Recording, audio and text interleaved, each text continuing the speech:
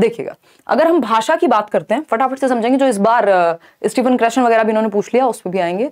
भाषा की जब हम बात करते हैं तो भाषा हमें पता है संप्रेषण का माध्यम है, यानी अपनी बात को कहने का, अपने आप को अभिव्यक्त करने का एक साधन है, दूसरे की बात को सुनने का एक साधन है। तो लेकिन ये एक साधन मात्र नहीं है, भाषा के बहुत सारे प्रकार हैं कि ये परिवर्तनशील है, डायनेमिक है, समय के साथ चेंज होती है ना। भाषा क्या है, एक अपने आप में स्वतंत्र चीज है। अगर हम बात कर रहे हैं भाषा की, तो हम अभिव्यक्त भी कर सकते हैं इसके द्वारा, महसूस भी कर सकते हैं, चिंतन भी कर सकते हैं। तो हम कहेंगे भाषा विचारों की अभिव्यक्ति, यानी एक्सप्रेशन ऑफ थॉट, महसूस करना, जो आप फील करते हैं वो भी तो लैंग्वेज के माध्यम से फील करते हैं ना। कई बार आप गाने सुनते हुए, शायरी पढ़ते हुए फील कर रहे हैं, महसूस कर रहे हैं बेसिकली। चिंतन, थिंकिंग भी, अगर हमें किसी प्रॉब्लम का सॉल्यूशन निकालना है तो वो भी हम भाषा के माध्यम से करते हैं। तो भाषा विचारों की अभिव्यक्ति, महसूस करने व चिंतन का एक माध्यम है, एक साधन है, संप्रेषण का भी एक साधन है, ज्ञान की वृद्धि का भी एक साधन है, या हम कहें जो हम एकेडमिक्स में, जो हम अध्ययन और अध्यापन का भी एक साधन है। तो इस तरह के बहुत सारे प्रकार यानी फंक्शन भाषा के हो सकते हैं। बिल्कुल कॉमन सेंस वाली बात है। टाइम वेस्ट ना करते हुए आगे बढ़ते हैं। अब भाषा के रूप की जब हम बात करते हैं, फॉर्म्स ऑफ लैंग्वेज की जब हम बात करते हैं, तो ये 3 रूप हैं। एक है मौखिक भाषा, जब आप मौखिक रूप से बात कर रहे हैं एक दूसरे से, एक पर्सन ए है और दूसरा पर्सन है बी, तो पर्सन ए अपनी सहेली से बात कर रहा है और पर्सन बी भी अपनी सहेला से बात कर रही है। ठीक, तो बेसिकली ये दोनों क्या कर रहे हैं, मौखिक भाषा का प्रयोग कर रहे हैं। जैसे मैं अभी मौखिक भाषा का प्रयोग कर रही हूं, आप अभी लिखित भाषा का प्रयोग कर रहे हैं, चैट सेक्शन में लाइव में चैट करते हुए या बातें लिखते हुए। कोशिश कीजिएगा कमेंट्स पे फोकस कम करें और सीखने पे या सुनने पे, ध्यान रखने पे फोकस करें। जिनके नोट्स प्रिंट नहीं हो रहे हैं, मैं दोबारा से शेयर कर दूंगी वो ईवीएस वाले नोट्स, ताकि वो प्रिंट हो जाएं, डोंट वरी। ठीक, फिर आती है लिखित भाषा, जिसको हम रिटन लैंग्वेज कहते हैं। मौखिक भाषा क्या है, जो हम उच्चारण के माध्यम से अपनी बात कह पा रहे हैं, सुन पा रहे हैं। हम टीवी देख पा रहे हैं तो समाचार हम, या कोई सीरियल भी देखते हैं अगर, है ना, क्योंकि सास भी कभी बहू थी, या रसोड़े में कौन था, ये सब क्या है, ये आप मौखिक भाषा के माध्यम से ही समझ पाते हैं। आप ये वीडियो देख रहे हैं, मौखिक भाषा के माध्यम से ही समझ पा रहे हैं। साथ में लिखित का भी प्रयोग हुआ है, आप उधर से लिखित भाषा का प्रयोग कर रहे हैं। ठीक, तो जो नॉर्मल हम आम बोलचाल में बातें करते हैं, वो किस में आती है, मौखिक भाषा का ही एक रूप है। प्रगति, बात सही है या नहीं है, बिल्कुल सही है। लिखित भाषा क्या है, यानी लिख करके समझना चीजों को, क्या करना, लिख करके समझना, या फिर लिख करके आप अपनी बात कोई पत्र के माध्यम से कह सकते हैं। कोई आपको प्रॉपर्टी का काम कराना है, कोई आपको नौकरी लगेगी कल को, तो उस पर साइन करने हैं, कॉल लेटर आया है ना। तो लिखित भाषा मतलब हमने फिर लेखन को डेवलप किया कि भाई लेखन जो है वो ज्यादा बेहतर चीज है, या हम कहें ज्यादा स्थायी है मौखिक के तुलना में।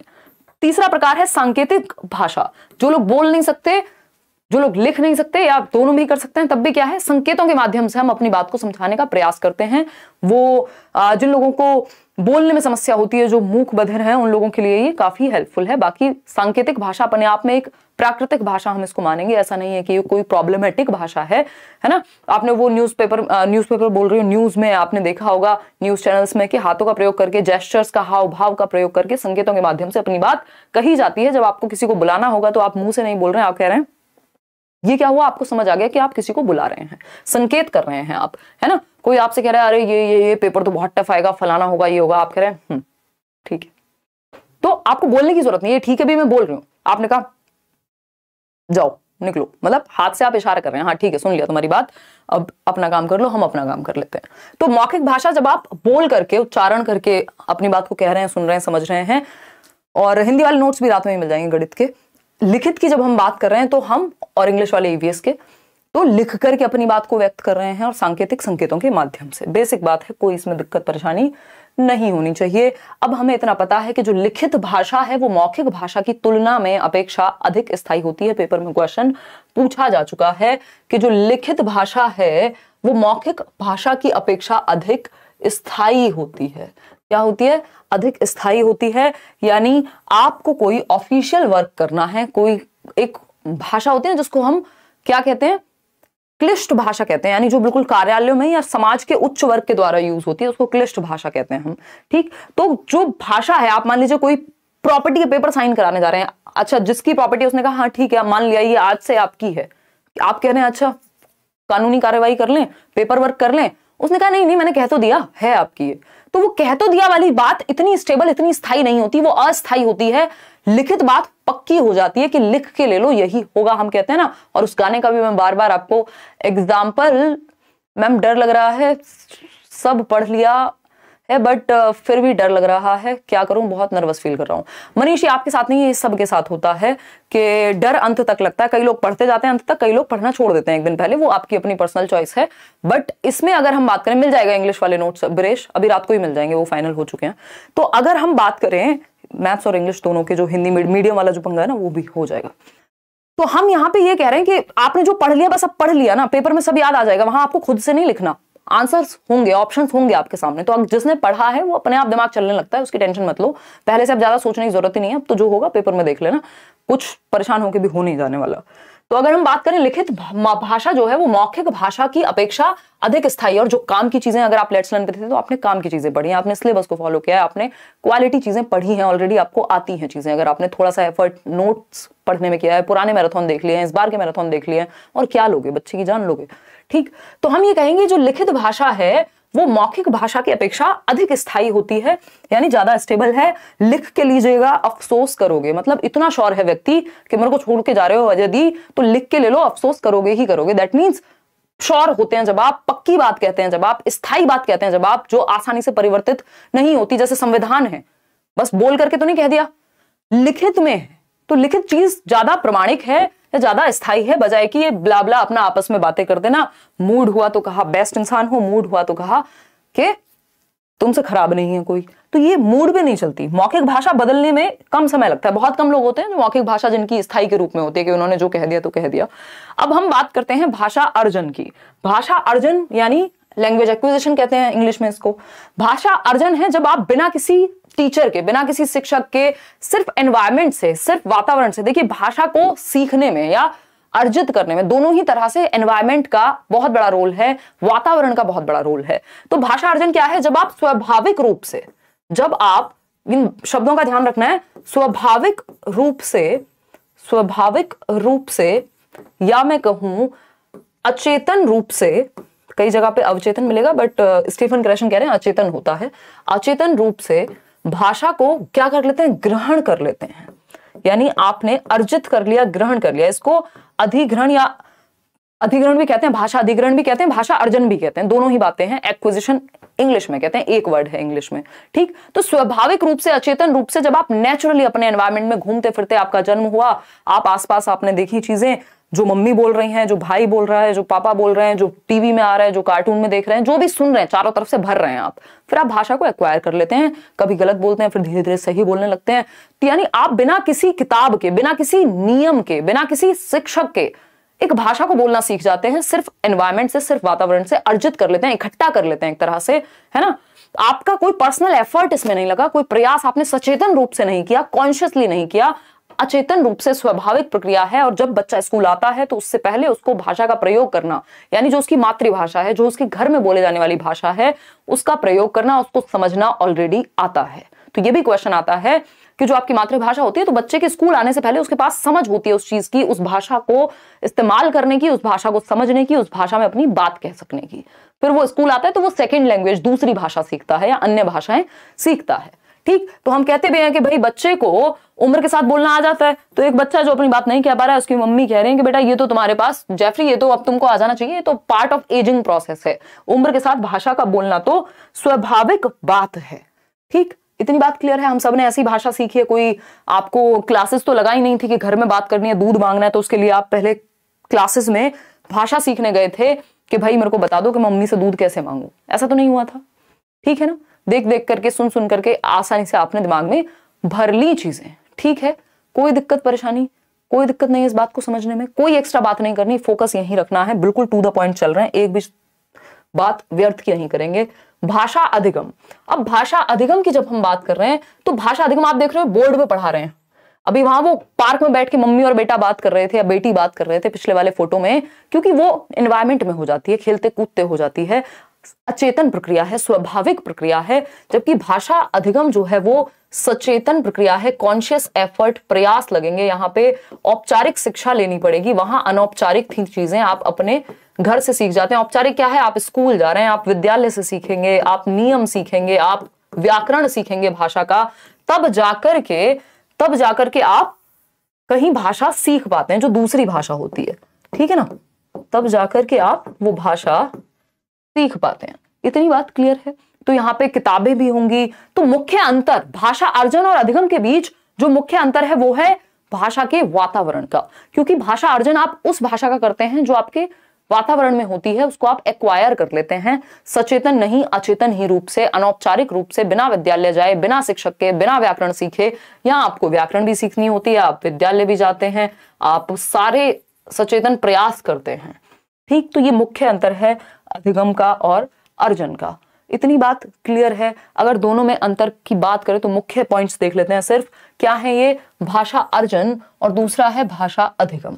अर्जन हमें पता है एक्विजिशन, जो कि एक अवचेतन प्रक्रिया है, या अगर हम स्टीफन क्रेशन की माने तो वो कहते हैं अचेतन प्रक्रिया है, यानी आपको अनकॉन्शियसली, आपका ध्यान भी नहीं है सीखने पे, आप भाषा अपने आप सीख गए बड़े होते होते अपने घर में, अपने आसपास से। वहीं जब अधिगम की हम बात करते हैं तो ये चेतन प्रक्रिया है, कॉन्शियस एफर्ट है। आप स्कूल गए, आप स्कूल की भाषा को समझने का प्रयास कर रहे हैं, आप उसको सीखने का प्रयास कर रहे हैं, आप क्या कर रहे हैं साथ में, आप शब्द अर्थ रट रहे हैं या याद कर रहे हैं, किताबें पढ़ रहे हैं, शिक्षक आपके साथ है, दुनिया भर की चीजें हो रही हैं, मूवीज देख रहे हैं, आपने इंग्लिश सीखी तो आप स्पेशली देख रहे हैं। हालांकि मूवीज वगैरह की सहायता से तो आप भाषा अर्जन भी कर लेते हैं, ठीक है, कोई दिक्कत नहीं है। स्वाभाविक प्रक्रिया यानी एक नेचुरल प्रोसेस है क्या? भाषा अर्जन यानी लैंग्वेज एक्विजिशन। वही नियमबद्ध रूल बेस्ड, है ना, रूल बेस्ड प्रोसेस है क्या आपकी भाषा अधिगम की प्रक्रिया। ठीक, इतनी बात क्लियर है या कोई दिक्कत परेशानी इस बात को समझने में हो रही है? नहीं होनी चाहिए। क्यों? क्योंकि रूल बेस्ड, जब आप स्कूल में जा रहे हैं तो आप व्याकरण भी पढ़ रहे हैं, आप नियम भी पढ़ रहे हैं, आप सारी चीजें पढ़ते हैं वहां पे। ठीक है, इतनी बात, कोई दिक्कत है इस बात को समझने में नहीं होनी चाहिए। अनौपचारिक प्रक्रिया की जब हम बात कर रहे हैं तो ये है इनफॉर्मल प्रोसेस अर्जन, क्योंकि आप घर से, वातावरण से, मूवीज से, जहां से भी, जहां पे भी आपका ध्यान नहीं, आप भाषा सीखने नहीं गए बट सीख लिया। औपचारिक प्रक्रिया है फॉर्मल, जब आपको स्कूल, व्याकरण, शिक्षक, इन सब की जरूरत पड़े। मातृभाषा क्या है? मदर टंग आप एक्वायर करते हैं, मदर टंग आप एक्वायर करते हैं, मदर टंग आप अर्जित करते हैं, मातृभाषा आप अर्जित करते हैं। जो मातृभाषा क्या है? मम्मी की भाषा नहीं, जो घर में बोली जाती है, वो भाषा जो सबसे पहले बोली जाती है ना। जैसे हमारी मातृभाषा हिंदी हो सकती है कई लोगों की तमिल भी हो सकती है, किसी की तेलुगु हो सकती है, किसी की पंजाबी हो सकती है ना, किसी की संस्कृत भी हो सकती है।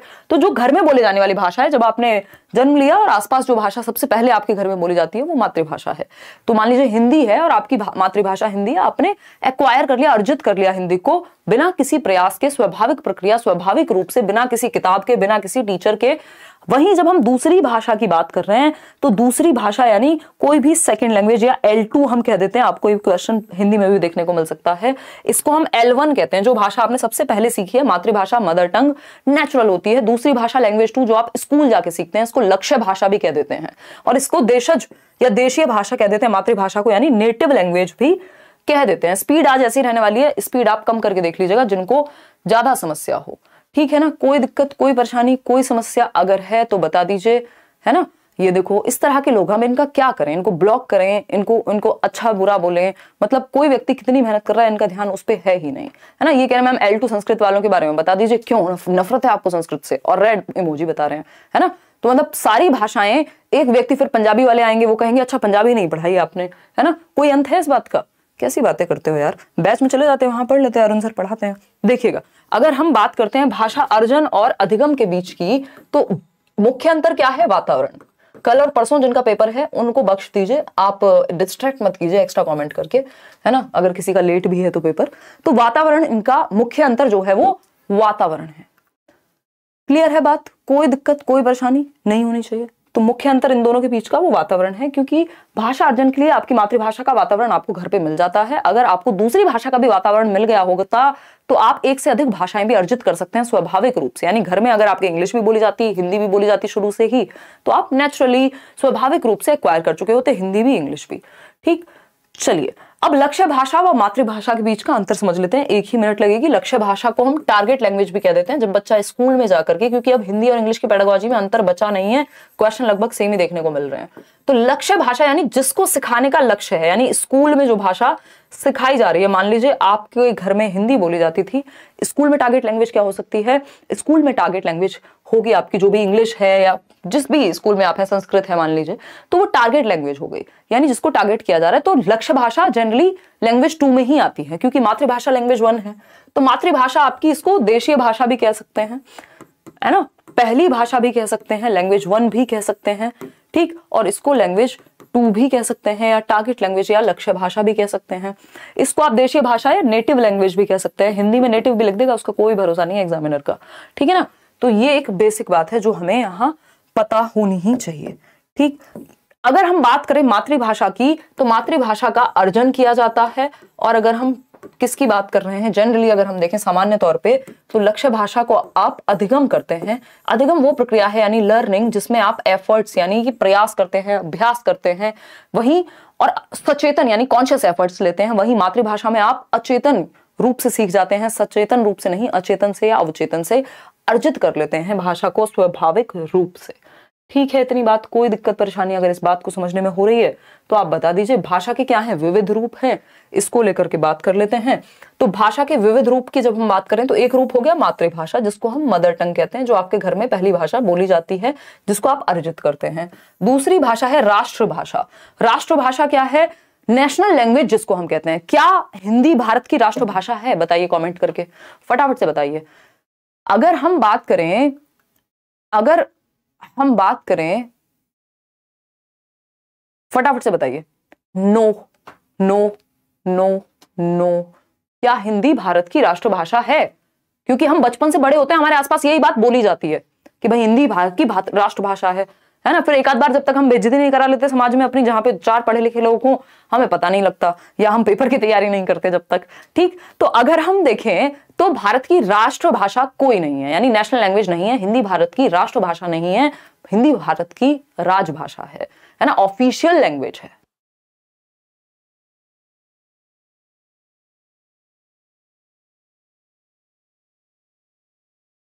लाइक शेयर करते रहना है। आज दूसरा सेशन था तो इस चक्कर में ये वाला सेशन काफी लेट हो गया, बट हम इसको 1 घंटे में ही समेट देंगे। जो जरूरी बातें हैं वो कर लेंगे, अदरवाइज तो मैं पहले भी मैराथन ले चुकी हूँ, हिंदी के नोट्स भी आपको दे चुकी हूँ, ठीक। चलिए आगे बढ़े, समझे, जाने चीजों को। कोई दिक्कत परेशानी यहां तक हो तो आप बता सकते हैं, नो, ठीक है। तो हम अगर बात करें तो राष्ट्रभाषा हिंदी नहीं है, नेशनल लैंग्वेज हमारी कोई भी नहीं है, इतना हमें ध्यान में रखना है, ठीक। भारत की जो राजभाषा है वो है हिंदी। क्या है, हिंदी भारत की राजभाषा है, ऑफिशियल लैंग्वेज है। और किस एक्ट के तहत है, फटाफट से बताओ कमेंट करके। अभी कल परसों हमने इंग्लिश पेडागोजी में भी डिस्कस किया था, फटाफट से बताओ। जो अनुच्छेद है आपका 343(1), ठीक है, 343(1).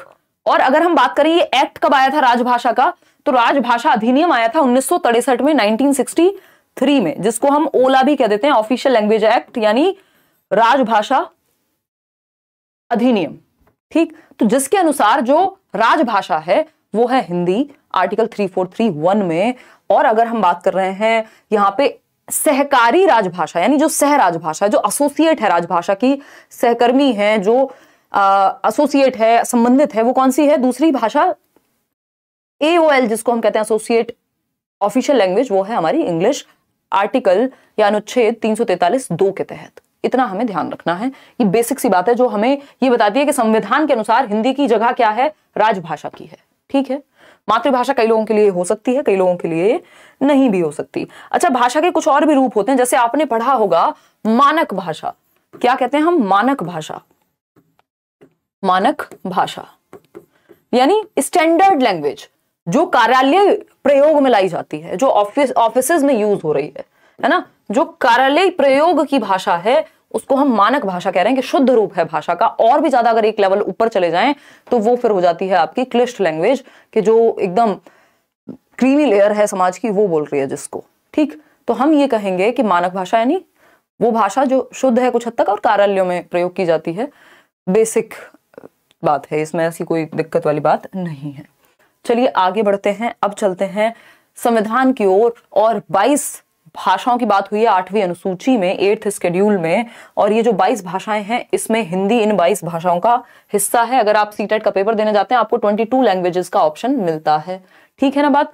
तो इन 22 भाषाओं में हिंदी शामिल है, लेकिन अंग्रेजी शामिल नहीं है, ठीक। तो यहां ध्यान रखना है कि अंग्रेजी शामिल नहीं है। हिंदी पेडागोजी में भी ये बात पूछ सकता है, अब कोई भरोसा बाकी रहा नहीं है, ठीक है ना। हिंदी पेडागोजी में भी बात पूछ सकता है, ठीक है ना। पारस किसी ना किसी सेक्शन में गड़बड़ कर रहे हो आप, उस पे फोकस कीजिए, किस सेक्शन में नंबर कमा रहे हैं। पैसेज में कमा रहे हैं तो उसकी ज्यादा प्रैक्टिस कीजिए। ठीक, असमिया, उड़िया, उर्दू, कन्नड़, संस्कृत, नेपाली, ये सब इसका पार्ट है। ठीक, तो ये 22 भाषाओं में हिंदी हिस्सा है, इन 22 भाषाओं का 8वीं अनुसूची में जिसकी बात हुई है।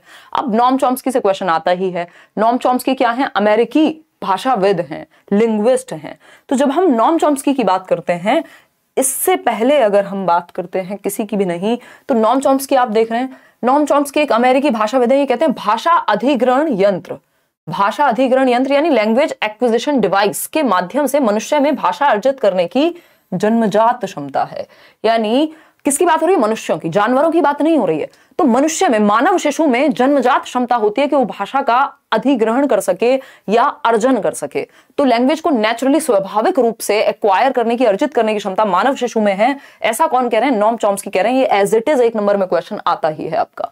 ठीक है, कोई दिक्कत, परेशानी, दर्द, समस्या नहीं होनी चाहिए यहां तक बात को समझने में। तो भाषा अधिग्रहण यंत्र जो है, इसके माध्यम से ये हाइपोथेटिकल है, परिकल्पनात्मक रूप से इन्होंने कहा है कि ब्रेन में कहीं होता है, जिसके माध्यम से, और ये 5 साल तक सबसे ज्यादा प्रभावी है, 5 साल की उम्र तक सबसे ज्यादा प्रभावी है भाषा अधिग्रहण यंत्र। फिर धीरे धीरे वीक होता है।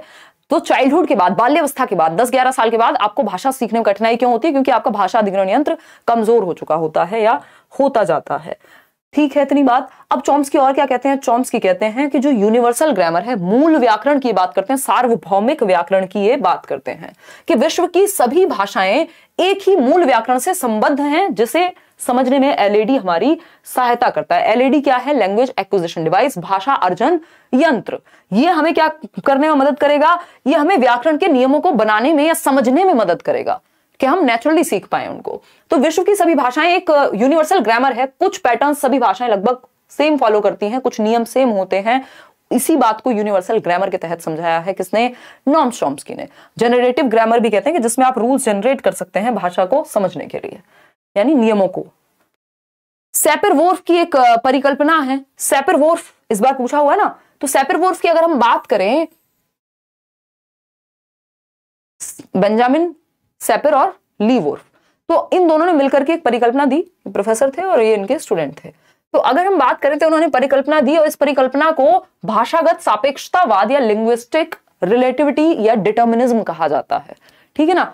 तो भाषागत सापेक्षतावाद या ली वोल्फ की जो ये कल्पना है, ये क्या परिकल्पना है बेसिकली, इसके अनुसार किसी भाषा की संरचना उस भाषा के बोलने वालों की विश्व दृष्टि या विश्व दृष्टि को प्रभावित करती है या दृष्टिकोण को प्रभावित करती है। यानी जो भी भाषा आप बोलते हैं, उस भाषा के बोलने से, जानने से आपको दुनिया को देखने का चश्मा चेंज हो जाता है।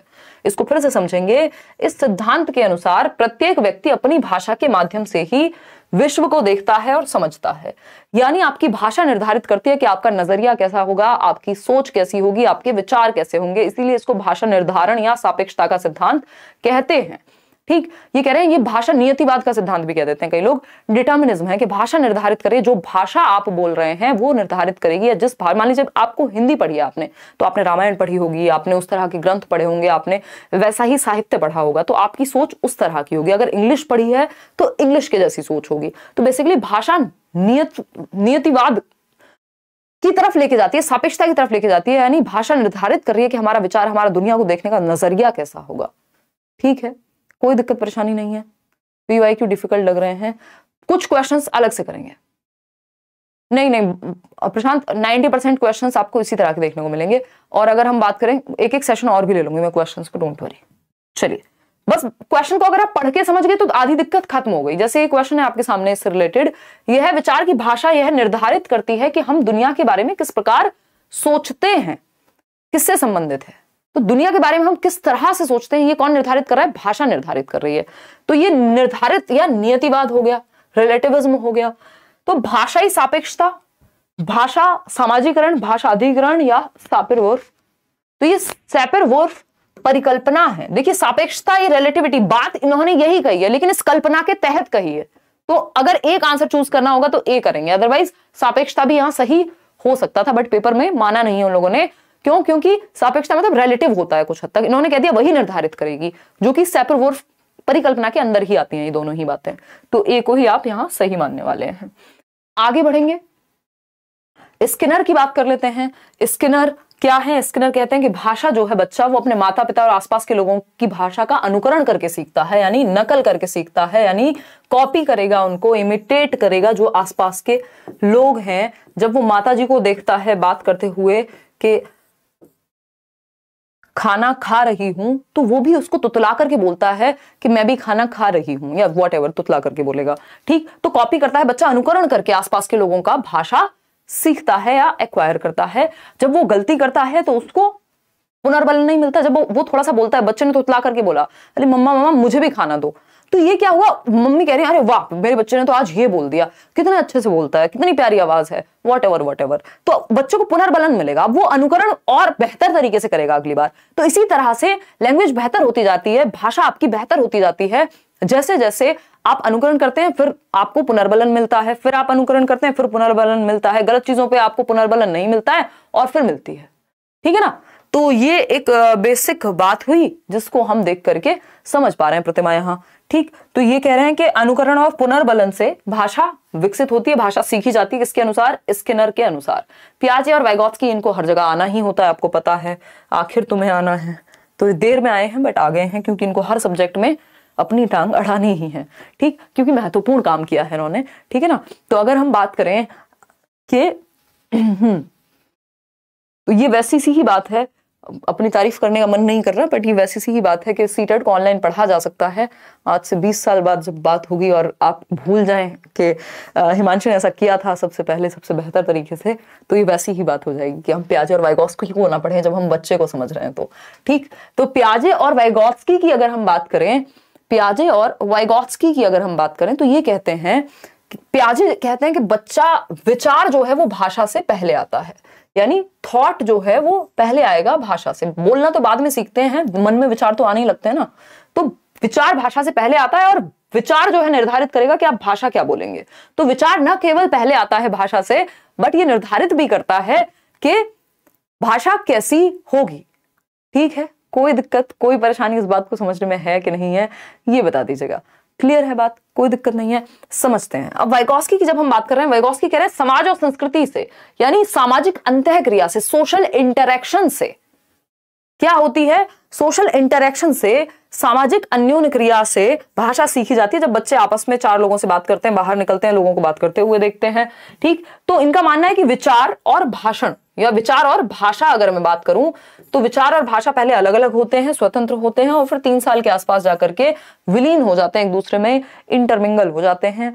ये एक कहानी है जो कौन कह रहे हैं, वाइगोत्स्की कह रहे हैं। ठीक, ये उल्टा नहीं कह रहे हैं एक दूसरे का, बट दोनों अपनी अपनी बात रख रहे हैं। जब भाषा के प्रकार की बात करते हैं तो जीन पियाजे ने कहा कि अहम केंद्रित वाक यानी ईगो सेंट्रिक स्पीच, जब बच्चा खुद से ही बोल बोल करके बातें करे 2 से 7 वर्ष में, या मैं कहूं 3 से 6 वर्ष में, तो उस समय ये कह रहे हैं कि हाँ ठीक है इसका अपना महत्व है, बट उतना महत्व नहीं है। मतलब है इसका भी महत्व अहम केंद्रित वाक का, यानी बच्चा खुद से ही बातें कर रहा है, बट इन्होंने तो ये कहा है ना कि जो संज्ञान है उससे भाषा विकसित हो रही है, जबकि वाइगोत्स्की कह रहे हैं भाषा से संज्ञान यानी कॉग्निशन विकसित होगा। तो लेव वाइगोत्स्की की जब हम बात करें तो बालक भाषा अपने परिवेश से यानी अंतःक्रिया करके सीखता है, इंटरेक्ट करके सीखता है। इनके अनुसार जो निज भाषा है, वाइगोत्स्की के अनुसार भाषा के 3 मुख्य प्रकार हैं। यहां से एक क्वेश्चन आता ही है ना, निश्चित है एक क्वेश्चन आना। वाइगोत्स्की के जो 3 प्रकार हैं वहां से, वाइगोत्स्की की जब हम बात कर रहे हैं, वाइगोत्स्की की जब हम बात कर रहे हैं तो इन्होंने सबसे पहले दिया है सामाजिक वाक का कॉन्सेप्ट। सामाजिक यानी सोशल स्पीच, जब बच्चा समाज में अपने आसपास के लोगों से बात करना शुरू कर दे, तुतला के जैसे भी बोलना शुरू कर दे, अपनी बात को कहना शुरू कर दे, जो कि 2 वर्ष में हो जाता है। मैं आपको बता भी दूंगी कितने वर्ष में कितनी डिक्शनरी आ जाती है। खाना बनाते हुए देख रहे हैं, बहुत बढ़िया। देखिएगा इस टाइम कौन सा खाना बनता है, रात के 10:30 बजे, कमाल कर दिए हैं। सामाजिक वाक जो 2 वर्ष में आ जाएगा। फिर आता है निज वाक, जिसको इन्होंने बहुत महत्व दिया है। निज वाक या निजी वाक कह लीजिए आप, इसको प्राइवेट स्पीच कहते हैं अंग्रेजी में। ठीक, तो ये 3 से 6 वर्ष, 3 से 6 वर्ष, और ये बहुत अहम भूमिका निभाता है संज्ञानात्मक विकास में। फिर आता है मौन वाक, साइलेंट इनर स्पीच, मौन वाक, ये लास्ट स्टेज है, 6 साल के अराउंड आती है या 6 साल के बाद आती है। ठीक, तो यहां पे स्व निर्देशन देता है बच्चा खुद से ही बातें करके। प्राइवेट स्पीच मतलब जब वो खुद से बातें करे, यहां वो नॉर्मल अपनी नीड्स को फुलफिल करने के लिए, अपनी आवश्यकताओं के बारे में, मम्मी खाना दे दो, पापा पानी ला दो, whatever, ये बातें करना सीखता है 2 वर्ष में, जब वो 2 शब्दों को जोड़ के एक नया सेंटेंस, एक नया वाक्य बनाना सीखता है। फिर 3 वर्ष में वो खुद से ही बातें कर रहा है, अपना खिलौना जोड़ते हुए तोड़ते हुए, अरे इसको कहाँ लगाऊं, उसको क्या करूं। तो ये स्व निर्देशन मिलता है इससे। वाइगॉस्की कहते हैं ये सेल्फ डायरेक्शन मिलता है बच्चे को, सेल्फ रेगुलेशन कर पाता है, वो खुद को ही नियंत्रित कर पाता है अपने विचारों को। किससे? निजी वाक से, या हम कहेंगे प्राइवेट स्पीच से। मौन वाक फिर बाद में और हायर लेवल पे चला गया, मन में ही वो बोल लेगा, बाहर किसी को कुछ बोलने की जरूरत नहीं है। जबकि निजी वाक में वो खुद से ही बातें कर रहा था, लेकिन निजी वाक भी महत्वपूर्ण है। तो इतना बात हम ध्यान रखेंगे। कोई पजल बॉक्स को कपड़े की तह बनाते हुए बच्चा खुद से बातें कर रहा हो, अरे इसको ऐसे नहीं ऐसे फोल्ड करते हैं, खुद से बातें कर रहा है, तो ये निज वाक है, प्राइवेट स्पीच है। ठीक है, तो इन्होंने कहा ये जो निजी वाक है, ये जो प्राइवेट स्पीच है, ये बहुत ही महत्वपूर्ण है संज्ञानात्मक विकास में, कॉग्निटिव डेवलपमेंट में। ठीक है, इतनी बात। वाइगॉस्की के अकॉर्डिंग तो सोसाइटी, कल्चर और लैंग्वेज, ये 3 महत्वपूर्ण चीजें हैं। अब स्टीफन क्रेशन आ गए हैं, ये अंग्रेजी आप छोड़ दीजिए, हिंदी में समझते हैं, क्योंकि आज हिंदी की कक्षा है। इतनी बात ठीक है या नहीं? ठीक है, कोई दिक्कत नहीं है। मैथ पेडागोजी कुछ करा दो कल तक, गुलशन कह रहे हैं। कल नहीं, परसों कराएंगे यार अब मैथ्स पेडागोजी। इतने आप नोट्स पढ़ लीजिए वाले, और प्रीवियस मैराथन देख लो जो मैथ्स पेडागोजी की मैंने कराई हुई है, और कुछ क्वेश्चंस भी कराए इस बार।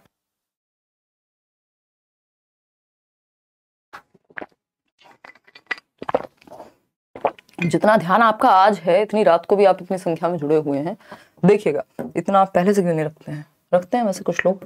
अधिग्रहण सीखने की वैसे आप लोग बहुत संख्या में, आप लोगों ने पूरी मेहनत से काम किया है, और जिन लोगों ने सच में मेहनत की है उनको पेपर में फल देखने को मिलेगा। मेहनत भी सही दिशा में। अधिग्रहण सीखने की परिकल्पना, यानी ये इनकी 5 हाइपोथेसिस हैं। स्टीफन क्रेशन कहते हैं, स्टीफन क्रेशन ने कहा कि जो भाषा है, यानी हम सिर्फ एक ही भाषा को एक्वायर नहीं कर सकते, अर्जित नहीं कर सकते, हम कई भाषाओं को भी अर्जित कर सकते हैं, हम दूसरी भाषा को भी अर्जित कर सकते हैं। तो स्टीफन क्रेशन कह रहे हैं, स्टीफन क्रेशन कह रहे हैं कि हम दूसरी भाषा को भी अर्जित कर सकते हैं, जैसे हम पहली भाषा को करते हैं। यानी मान लीजिए मैंने हिंदी सीखी, मेरे घर में हिंदी बोली जाती थी, इसी तरह से मैं अंग्रेजी को भी क्या कर सकती हूँ? अर्जित कर सकती हूँ, यदि कुछ बातों का ध्यान रखा जाए। तो ये कह रहे हैं कि जो दूसरी भाषा का अर्जन है वो भी हो सकता है, दूसरी भाषा को भी, दूसरी, हम क्वेश्चंस भी करेंगे लास्ट में, दूसरी भाषा को अचेतन रूप से अर्जित किया जा सकता है। अचेतन रूप से, यानी अगर आपको वो एनवायरनमेंट मिल जाए तो आप दूसरी भाषा को भी अर्जित कर लेंगे नेचुरली, जैसे आप पहली भाषा को करते हैं। अगर आपको एनवायरनमेंट मिल जाए तो अर्जित किया जा सकता है। स्टीफन क्रेशन के अनुसार इन्होंने इसके लिए कितनी 5 परिकल्पनाएं दी, एक तरह के सिद्धांत दिए कि कैसे कैसे किया जा सकता है। अभी जीवित हैं स्टीफन क्रेशन, है ना, ये भी अमेरिकी भाषा विद्या लिंग्विस्ट हैं, टीचर प्रोफेसर सब रहे। ठीक, तो 5 परिकल्पनाएं हैं। वो 5 परिकल्पनाएं क्या कहती हैं बताइएगा एक बार, फिर हम आगे बढ़ जाएंगे। ठीक है, समझिएगा। हाँ, इसमें जो लोग पीडब्ल्यूडी की बात कर रहे हैं ना, पर्सन्स विद डिसेबिलिटी को एक्स्ट्रा टाइम, हाँ वो दिया तो हुआ है, पहले ही दे दिया था इन लोगों ने, जब आपने पहले ही रूल्स पढ़े होंगे। एक्स्ट्रा टाइम मिलेगा, अपना एडमिट कार्ड देख लेना, उसमें पता लग जाएगा। तो अगर हम बात कर रहे हैं यहाँ पे किस चीज की? स्टीफन क्रेशन की। तो इन्होंने 5 परिकल्पनाएं दी, जिसमें पहली परिकल्पना क्या है? अधिग्रहण, यानी भाषा का अर्जन। अधिग्रहण मतलब अर्जन। ठीक, हिंदी में कई कई नाम होते हैं, इंग्लिश में एक्विजिशन एक सिंगल नाम है, इसलिए कहा जाता है कि अंग्रेजी में याद रख लीजिए अगर रह जाए तो। ठीक, तो भाषा अर्जन और भाषा सीखना यानी अधिगम। तो यहां पे इन्होंने कहा है कि जो अधिगम है उससे बेहतर है क्या? अर्जन। उससे ज्यादा स्वाभाविक है क्या? अर्जन। ठीक, तो अर्जन हमें करना चाहिए भाषा का, ना कि लैंग्वेज लर्निंग करनी चाहिए, यानी एनवायरमेंट से हमारे अंदर भाषा को भरा जाना चाहिए, चाहे वो दूसरी ही भाषा क्यों ना हो। तो यहाँ पे अर्जन और अधिगम के बीच का अंतर बताया कि सीखना क्या है, जिसमें आप एफर्टफुल प्रैक्टिस करते हैं, प्रयास करते हैं, चेतन रूप से लगे रहते हैं, नियम सीखते हैं, व्याकरण सीखते हैं, शिक्षक के पास जाते हैं, किताबें पढ़ते हैं। अधिग्रहण यानी नेचुरल एनवायरनमेंट से, वातावरण से जब आप भाषा को अर्जित कर रहे हैं तो दूसरी भाषा भी, मतलब अगर आप इंडिया में रहते हैं, आप अगर अमेरिका चले जाएंगे तो कुछ दिन में आप अंग्रेजी सीख जाएंगे, अर्जित कर लेंगे, तो दूसरी भाषा को भी अर्जित किया जा सकता है। और अर्जन बेहतर है अधिगम के मुकाबले, क्योंकि वो ज्यादा स्वाभाविक होता है। बाद में हालांकि जो आपने भाषा अर्जित की है उसको आप स्कूल जाके सीखते भी है। भाई मान लीजिए हिंदी मेरी मातृभाषा, लेकिन मैंने स्कूल में जाके प्रॉपर सीखी भी तो फिर। ठीक, तो मॉनिटर परिकल्पना दूसरी परिकल्पना है। मॉनिटर का मतलब ही है कि आप क्या कर रहे हैं? ध्यान रख रहे हैं, आपके दिमाग में एक मॉनिटर है। जब आप भाषा सीखते हैं, आप सीखना भी छोड़ दीजिए, जब आप भाषा अर्जित करते हैं एनवायरनमेंट से, तो आपको बोलते हुए पता लग रहा होता है कि मैं खाना, कुछ भी बोल सकते हैं हम यहाँ पे, जैसे कुछ हो सकता है कि खा रही हूं, मैं खाना नहीं बोलते ना आप, मैं खाना खा रही हूं ये बोलते हैं। ठीक, तो अगर आपने नेचुरली भाषा को सुना है, मान लीजिए कोई मूवी में या आसपास से अर्जित किया है, तो आपके अंदर एक मॉनिटर होगा जो बताएगा कि अगर आप कुछ गलत कर रहे हैं तो वो एक्टिव हो जाएगा, वो आपको याद दिलाएगा यार ये मैंने शायद गलत बोल दिया है। तो ये मॉनिटर अगर बहुत ज्यादा एक्टिव होगा, बहुत ज्यादा सक्रिय होगा, तो क्या होगा कि आप बोल ही नहीं पाएंगे। फिर जब आपका मॉनिटर ही काम करेगा हर टाइम, वो गलत और सही निकालता रहेगा, तो फिर बोलेंगे कब या भाषा का प्रयोग कब करेंगे, तो सहजता खत्म हो जाएगी।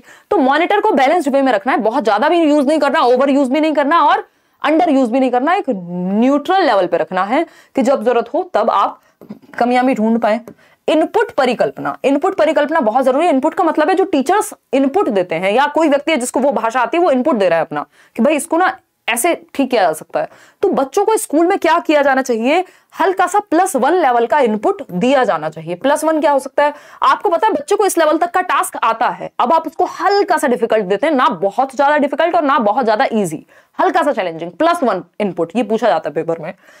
प्रभावी निष्पादन परिकल्पना, यानी इफेक्टिव होनी चाहिए जो आपकी जो भाषा, ये प्रभावी बेसिकली ये आपका संबंधित है किससे, आपके इमोशंस से। अगर इमोशंस बहुत ज्यादा प्रभावी हैं या आप बहुत एंग्शियस हैं तो आप भाषा का प्रयोग ठीक से नहीं कर पाएंगे, और अगर आप बहुत ज्यादा एंग्शियस नहीं हैं, नॉर्मल है, तो आप भाषा को नेचुरली यूज कर पाएंगे, जो कि आगे आता है प्राकृतिक आदेश परिकल्पना में। हालांकि आपको इंग्लिश में नाम इनका ध्यान रखिएगा, ये फालतू ट्रांसलेशन इस तरह के करने में गड़बड़ हो जाती है क्योंकि ये थियरी है बेसिकली अंग्रेजी में ही।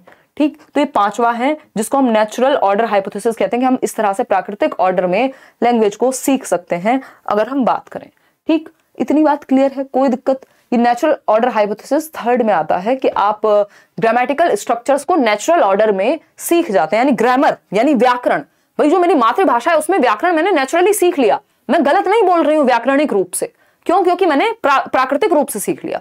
तो इसके ऑर्डर को इस तरह से ध्यान रखना, इसमें थोड़ा मुझे लग रहा है एक आध आगे पीछे है, बट मुख्य जो बात है वो 5 परिकल्पनाएं हैं और जो मैंने बताई हैं वही 5 परिकल्पनाएं हैं।